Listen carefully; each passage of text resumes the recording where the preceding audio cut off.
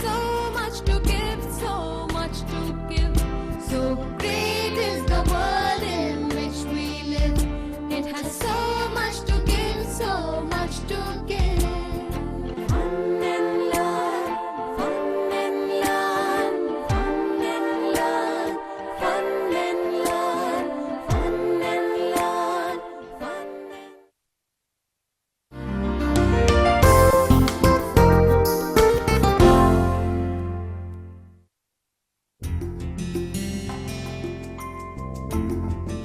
Hey guys, what's this English grammar all about? I need your help, guys. Yes, Gobby? Do you know about English grammar? Hey guys, what are you all talking about? No, Gobby. Let us ask Sandy and Shisha.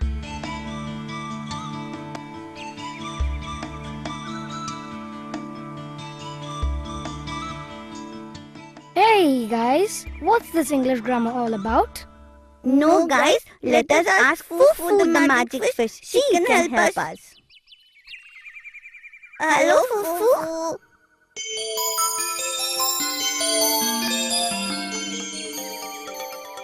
Hello, children. What's the problem? Can you help us out of this problem? So, children, what's the problem, huh? Can you teach us where English grammar is used and how and why? It's so easy. I'll teach you all.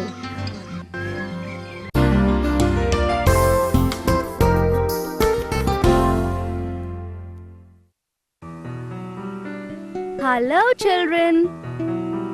Now, let us all learn more about nouns. The definition for a noun is: a noun refers to the name of a person, place, animal, or a thing. Now, for example, I love chocolates. In this sentence, the word chocolate is a noun. Now, let's say Mumbai is a big city. In this sentence, children, the word city is a noun. Children, did you know that nouns can be divided into common nouns and proper nouns?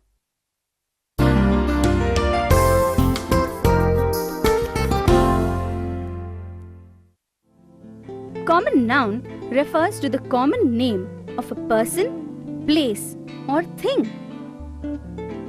Say, like the words school, dog, tree. All these words are common nouns. For example, children love sweets, and I am going to school. Children, in the above sentences, the words children, sweets, and school are all common nouns. Now that we have spoken about common nouns, children, let us now speak about proper nouns. A proper noun refers to the particular name of a person, place, or thing. And always remember that a proper noun always begins with a capital letter. Just like the words James, Mumbai, and December. All these words begin with a capital letter. For example, Tom likes toys and Jenny is a good girl. In the above two sentences, Tom and Jenny both are proper nouns.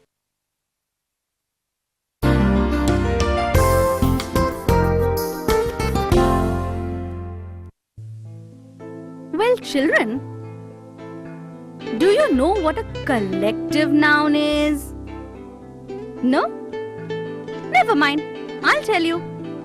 A collective noun refers to the name given to a group of people, animals, or things. Say, for example, an army of soldiers, or a flock of sheep. Let's see some more examples of collective nouns. The crowd was shouting. I have got a bunch of flowers. In the above sentences, children, the words crowd and bunch are collective nouns.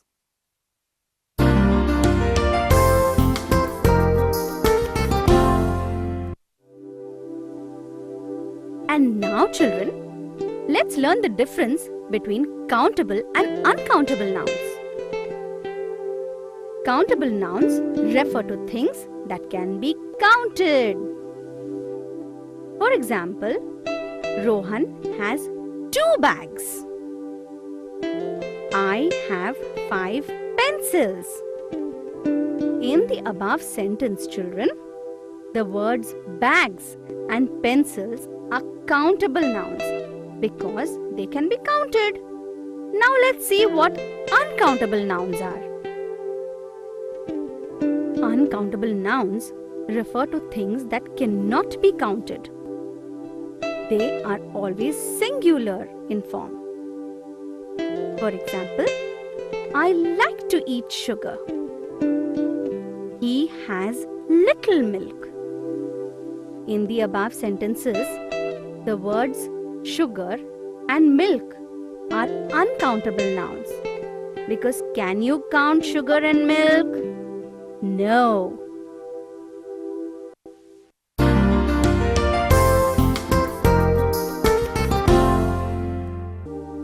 Children, did you also know that nouns can be singular or plural? A singular noun refers to one person or one thing. For example, a boy, a leaf, and a pen. Plural noun refers to more than one person or thing. Plural nouns are made by the addition of s, es, ies, or ves. For example, the word boys. You add the letter s to the word boy and you get boys. You add the letters ves to the word leaf and it is transformed into the word leaves. And also see the word pen. The word pen becomes pens if you add an s after pen. Don't you see, children?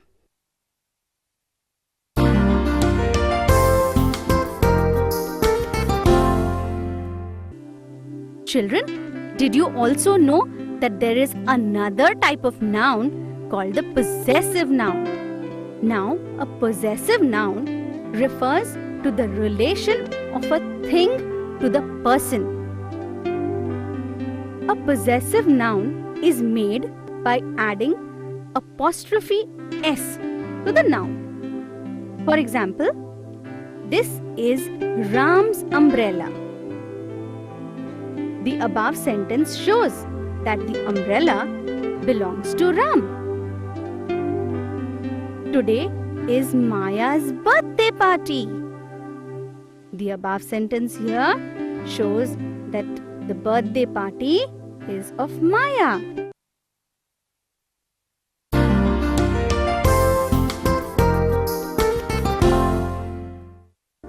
Now, children, genders are of 4 types.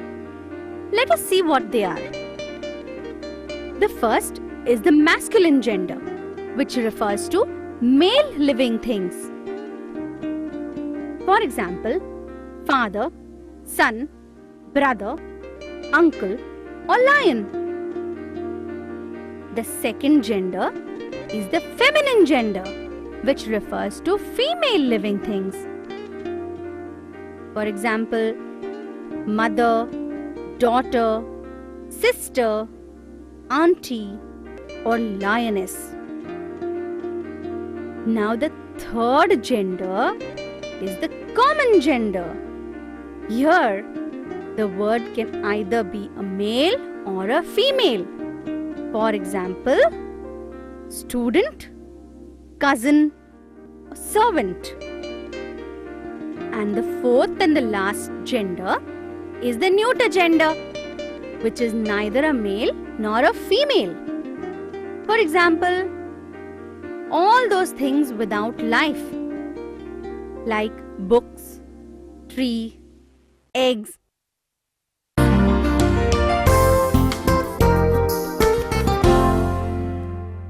Children, do you know what compound nouns are?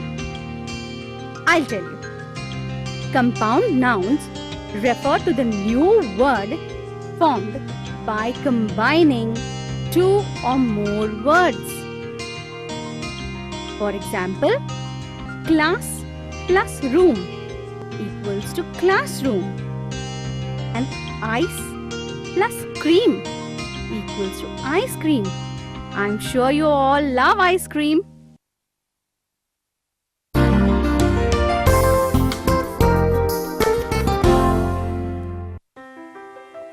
Children, now let us learn about the pronoun. It is a very important part of grammar. So children, remember and understand it very, very well. A pronoun is a word which is used in place of a noun. For example, Rahul is absent because he is ill. In the above sentence, children, the word he is a pronoun because it is used instead of Rahul. Now in our second example, this house is very old. It is falling down. In the above sentence, the word it is a pronoun because it is used instead of the thing house.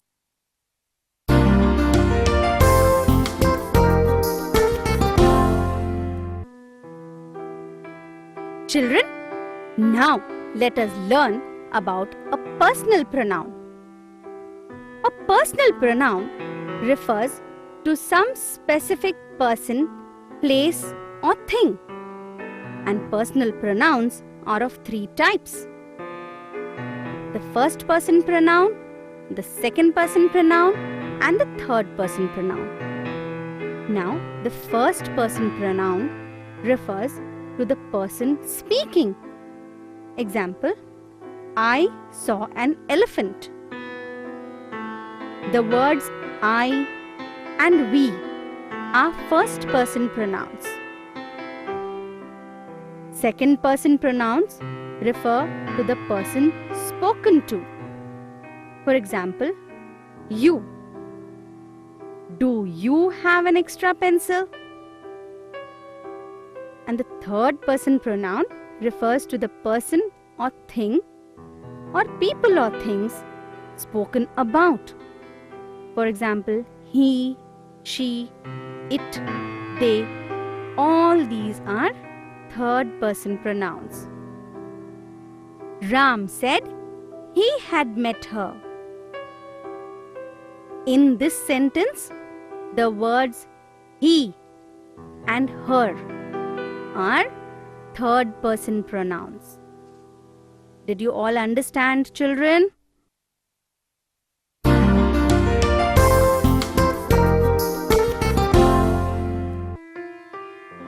Okay, children.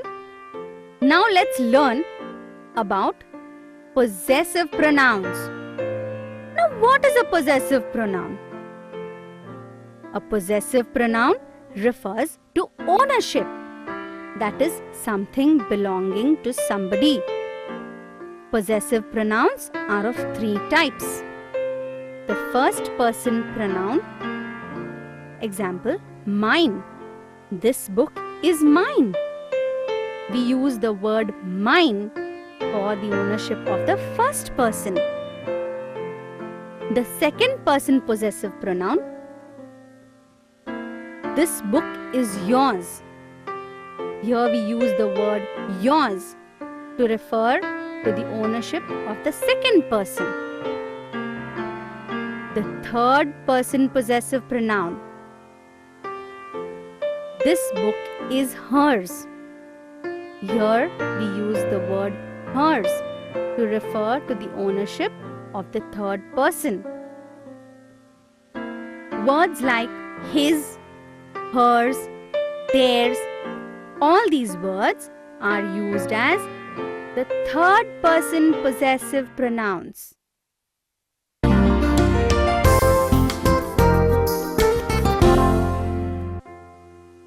Children, now let us learn about reflexive pronouns.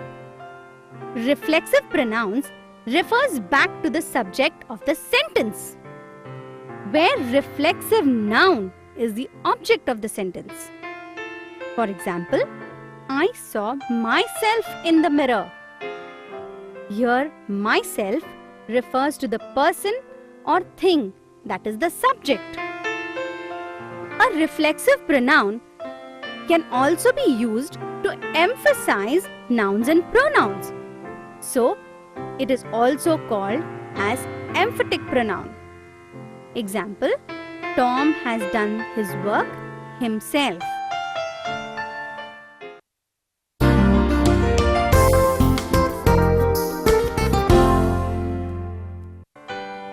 Hey children, now let's learn about demonstrative pronouns. A demonstrative pronoun is mainly used to point out persons or things. This and these are used for persons or things that are near the speaker. That and those are used for persons or things that are away from the speaker. For example, this is my bag. In the above sentence, the word this is pointing to the bag which is near. That is my school. In the above sentence, the word that is pointing to the school which is not near.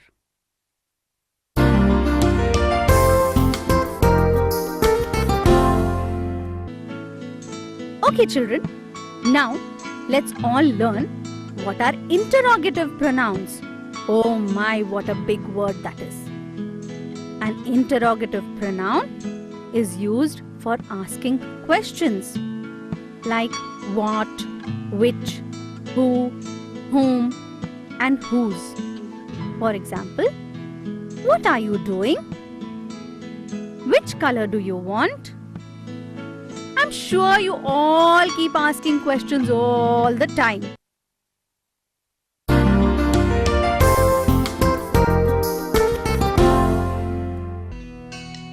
Okay children, now let's learn another pronoun.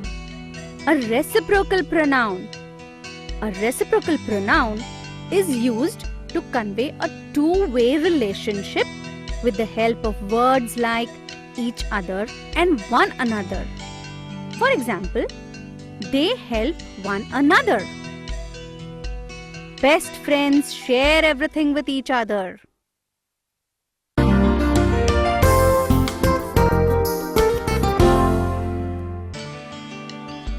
Children, now let's learn about indefinite pronouns. An indefinite pronoun refers to a person or thing in general, but not to any particular person or thing. Some indefinite pronouns are all, any, some, none. For example, we did not see any of them again. Is anyone there? Someone was sitting in my chair.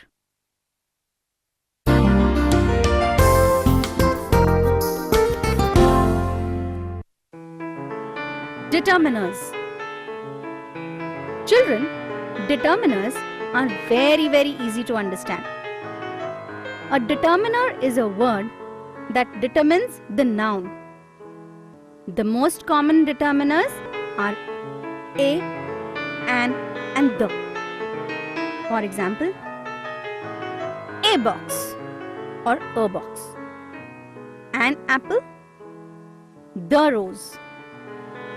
The words a, an, and the help the reader or speaker to understand whether we refer to a specific person or thing in general.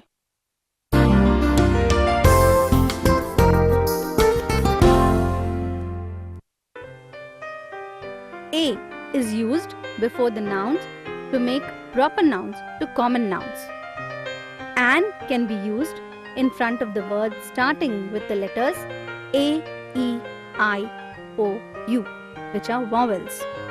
Example: a cow is a useful animal. I want to eat an orange.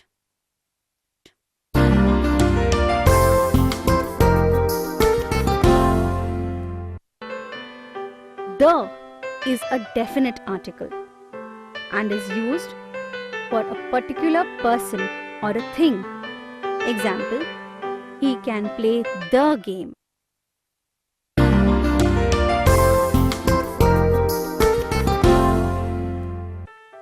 Verbs.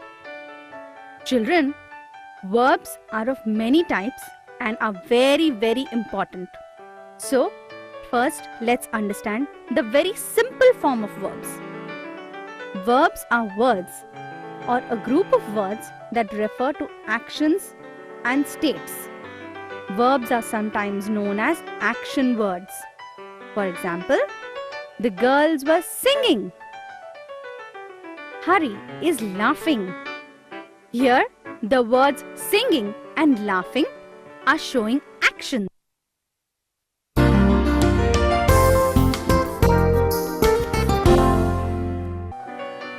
Primary verbs are be, have, and do.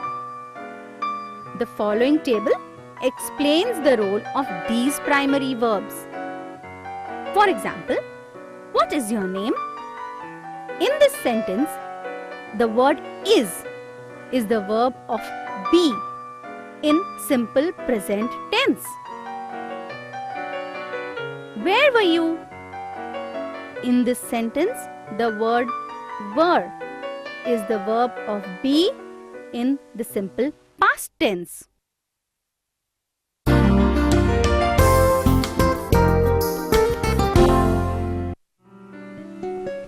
The infinitive verb is the part of the verb often used with the word to. For example, we eat to live.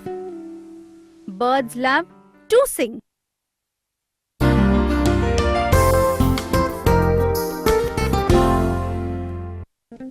Participle verbs are of two types. Verbs with present participles formed with ing. For example, a girl is carrying the basket. We are standing in a queue. Verbs with past participles formed with using ed or en. For example, I finished my work. Ram has given me a book.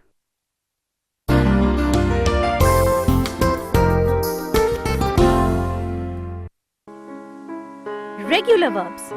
Most of the words are regular verbs, adding s and ed at the ends to change their forms. Irregular verbs. However, there are some irregular verbs. They have different ways of forming past tense and past participle.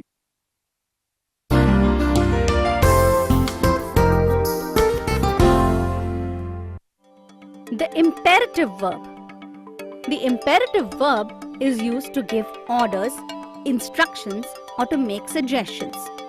For example, please keep your mouth shut, or open your books.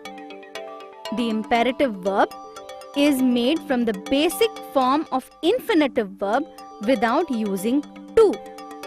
The imperative form is only used when we are talking to another person.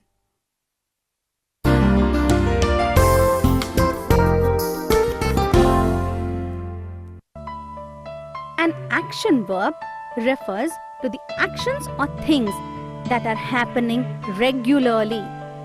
For example, I do my homework every day. Or, Mom cooks the food for us every day.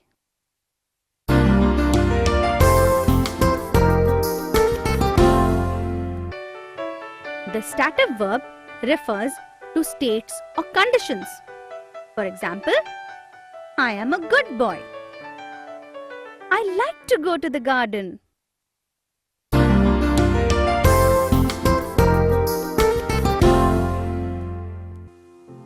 Saying verbs refer to the verbs that express what we or other people speak, like tell, whisper, shout, say, reply, etc. My grandmother tells me a story at bedtime.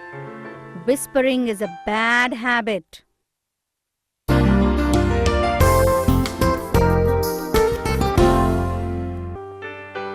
A phrasal verb with a verb, an adverb, or a preposition gives a special meaning. The following sentence uses phrasal verbs. She keeps on crying. Dolly goes there daily.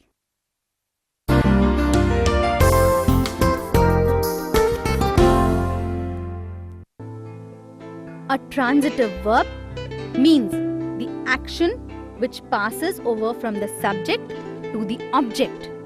For example, the boy kicks the football.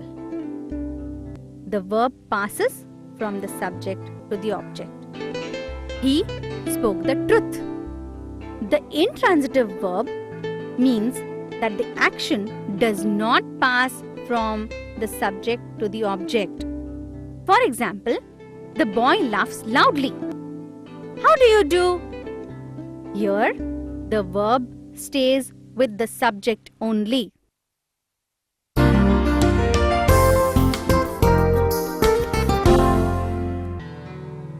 Tenses. Hey children, tenses are so simple that they are connected to our speech and we use them while talking every day. Children, when verbs are present in different forms, we call them tenses. A tense tells us about the time of the action that takes place, whether it is happening in the past, the present, or in the future. Let me explain this with the help of the same verb, work, in all the sentences.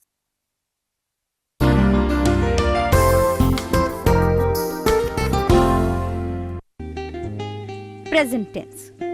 Simple present tense. This refers to actions and events that are taking place in the present and are happening regularly. Example, he works hard. Present continuous tense. This refers to actions and events that are happening now in the present. For example, he is working hard. The present continuous tense has a formula you should remember. The formula is simple present tense of be plus present participles of the main verb formed by adding ing to the verb.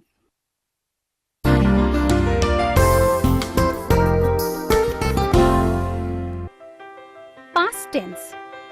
Simple past tense. This refers to actions and events that have happened in the past. For example, he worked hard. Past continuous tense. This refers to actions and events that were happening in the past. The formula for this is simple past tense of be plus present participles of the main verb formed by adding ing to the verb. Example, he was working hard.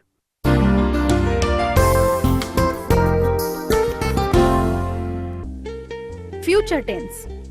This refers to actions and events that have not yet taken place but would happen in the future.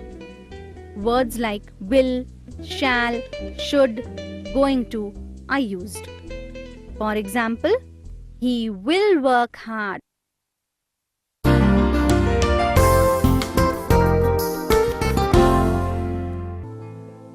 The verb and subject agreement.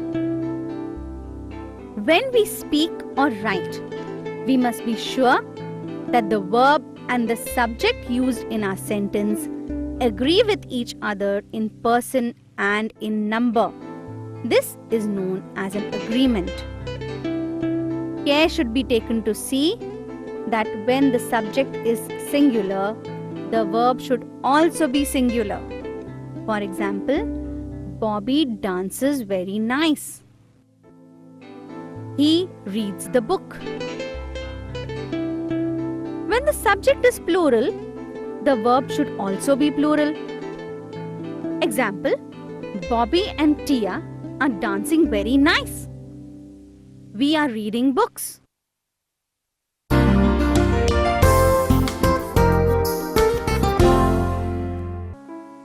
Model verbs. Hello children, my name is Dodo. Fufu has gone out and asked me to teach you what are model verbs. Some of the words used are as can, could, may, should, ought to, must. Model words or models are used with other words to express meaning. They express as ability, possibility, permission, suggestion, politeness, and obligation.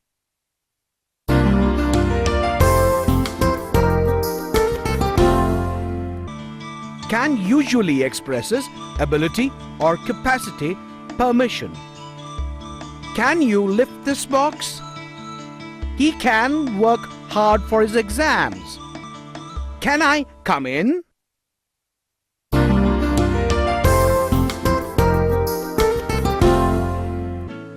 Could and might is used to express permission, possibility, and ability. The news might be true. Could I do it?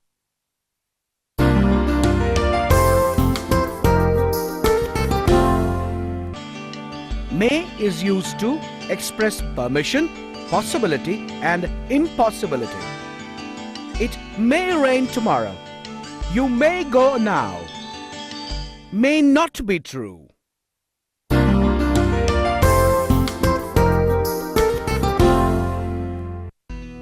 Should is used to express duty, obligation, possibility. Children should obey their parents. He should be in the office now.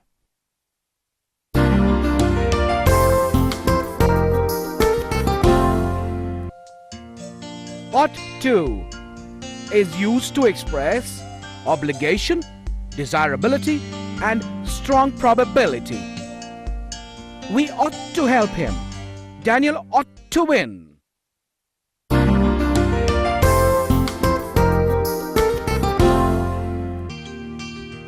Will is used to express request, invitation, or probability. Will you have tea? That phone call will be from Mom, I think.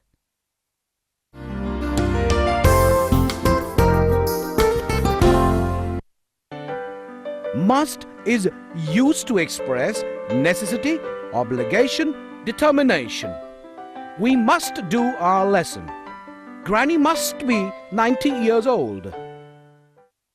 So great is the world in which we live.